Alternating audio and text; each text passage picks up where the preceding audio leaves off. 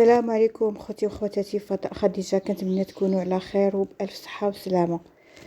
اليوم غادي نحط اليد على الجرح، وغادي نهضروا في واحد الموضوع اللي ولا كيشوفوا كلشي بعينيه وساكتين عليه، اولا كنهضروا فيه بواحد الطريقه اللي ماشي هي هذيك. كنشوفوا عائلات غاديين كل عوده يا عوده، واللي محمل مو واللي غادي بتربيه يلا عندها شهرين او سيمانه. واش هادي معيشه ولا هادي حرب؟ شنو هاد الشي؟ واش بنادم كيحسب ليه غادي يجبر تماك باه ولا مو كينتظروه مفرشتين ليه الورد؟ شنو هاد المعركه؟ بحال لي هاربين محروبات دمويه. علاش ولينا كنشوفوا الحياه براسها غير هجره وهروب، وكأن الوطن ولا كابوس؟ وهاد الشي كيجينا للسبب الحقيقي اللي كيخلي الناس تهرب. الناس هربت وكتقول لك المغرب ما فيش دواء فابور ولا تعليم يقدر يهز ولاد الناس. كتشوف ولادها ولا والديها كيمرضوا وما كتلقاش باش تعالجهم ولا توفر لهم الدواء صحيح. هاد القهرة والزمن الصعيب هو اللي كيخلي بنادم يفضل يغامر ويهرب وكأنه في وسط حرب. فخ الحرب النفسية والعجز، إنهم كل يوم مجرد خبر عابر ولا صورة تتداول على مواقع التواصل الاجتماعي ثم تنسى. لقد أصبح وجعا جماعيا يعتصر قلوب المغاربة، شباب في عمر الزهور وأباء وأمهات، بل وأسر كاملة تتجه نحو البحر وهي تعلم أن الأمواج قد تكون آخر ما تراه أعينهم، ومع ذلك يغامرون لأنهم لم يعودوا يرون في اليابسة ما يستحق البقاء. وحين يشعر الشاب أن طاقته تضيع وأن كرامته تهدر وأن مستقبله غامض من قضى السنوات في الدراسة، ثم وجد نفسه في طابور البطالة ينتظر فرصة قد لا تأتي أبدا. هذا الإحساس بقلة الحيلة والعجز هو اللي كيدخلنا في واحد الحرب نفسية قاسية، كيزيد عليها ضغط السوشيال ميديا وخطابات التهويل اللي كيصوروا ليه الهجرة كأنها جنة فورية وكيهلك ليه صحته وعصابه. غلاء المعيشة، الواقع المر وقصص بائعة الكلينكس. ولا يمكننا أن نتجاهل غلاء المعيشة الذي أصبح يرهق الجميع.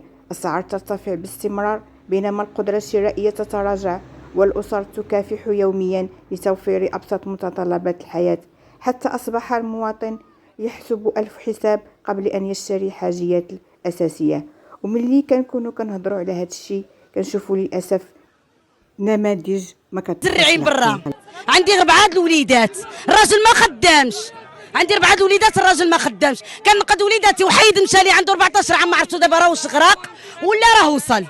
دابا انت نتيتينا وبنيته ديالك عوان. انا وبنتي تابعه ولدي هرب لي لداخل. ولدي صغير هرب لي لداخل. دابا كنتبع ولدي كبت ما عارفاش المصير ديالو. ما عرفت المصير ديالو. خصني ولدي يعيش، خصني ولادي هادو يعيشوا لي. كنطلب اللهم هاد السلطه يفتحوا لنا هاد الباب يخليونا نكملوا هذاك الشيء اللي بنيناه. مهما خرجنا من الديار ديالنا الا باش غنموتوا ولا نعيشوا. حنا اما نموتوا ولا نعيشوا. المغرب راه ما فيه والو بنتي، راه ما فيه والو بنتي. كنقيلوا على 20 درهم، لا طبيب لا تعليم لا قرايه لا والو. ولادنا كيضيعوا كيكميو بزاف د الحوايج. ملي كنمشيو للمخزن ولا الدمر فيه عايشين بنتي مدمرين ولادنا. والخلوبيا والعدس. سينا بغيتي تنقدي ما يمكن انقاذه. نقد غير وليداتي، بغيتي يدخلوني لداخل يديو هادي يقبطوها وانا يضربوني ويخرجوني. ولادك ما جبروش الخدمه هنايا؟ ما عنديش الخدمه، ما كاينش اللي عندي خدام. عندي 3 كلشي ناعس، العايل ولد البنيته وما خدامش صاحبي، ما عندوش باش يدعم راسو. كنمشي حاليا انا كبار بحال هذيك الام اللي دابا كنشوفوها واقفه قالك تتبيع كلينيكس وراجلها ما خدامش وباغيه تحرق هي ولادها. هنا كيوقف العقل. مزوجه وعايشه في الخصاص وزايدها عليك اختي بداك 4 ديال الاولاد ومجرجراهم معاك في كل بلاصه. كتلقى الواحد موظف وعنده صالير وكيتشكى وكيعرف باللي الامكانيات محدوده وكيفكر 1000 مره قبل ما يجيب الولاد باش ما يظلمهمش. وانتم ما عندكمش باش توكلوا حتى راسكم. لاش كتولدوا مجرجرين معاكم ولاد في ظروف قاسيه بحال هادي؟ فين غادية بهذه الطريقة؟ واش هادوك أطفال غيعيشوا ولا غادي يعانيو معكم في القوارب الموت قسوات الزمان؟ ثم تأتي الإحساس بعد ما الإنصات حين يشعر المواطن أن صوته لا يصل وأن همومه لا تجد من يستمع إليها. يزداد الإحباط ويكبر الشعور بالعجز. المواطن لا يريد المستحيل، بل يريد فقط أن يشعر بأن هناك من يهتم بمشكلاته ويعمل على حلها. بل مآسي إنسانية ستظل محفورة في ذاكرة أسر بأكملها. لا أحد يختار أن يخاطر بحياته فوق قارب متهالك. لو وجد في وطنه فرصة تحفظ كرامته وتمنح الأمل وتوفر له الشغل، جودة التعليم والرعاية الصحية. كيفاش تحمي أعصابك وسلامك النفسي؟ إذن وسط هذا الشيء كامل شنو الحل؟ قطع على راسك حبل المقارنة المستمرة. ما تقارنوش ظروفكم الخاصة بحياة الناس آخرين. كل واحد وفين كتب ليه ربي يسعى. بني راسك منين انت واقف. البركة كتكون في البلاصة اللي كتب الله تكون فيها دابا. وخدم على عقلك ونفسانيتك وكرامتك بدون ما تقتل أعصابك بالجري اللي ما ينتهيش. رد بالك لأعصابك، حتى حاجة في الدنيا ما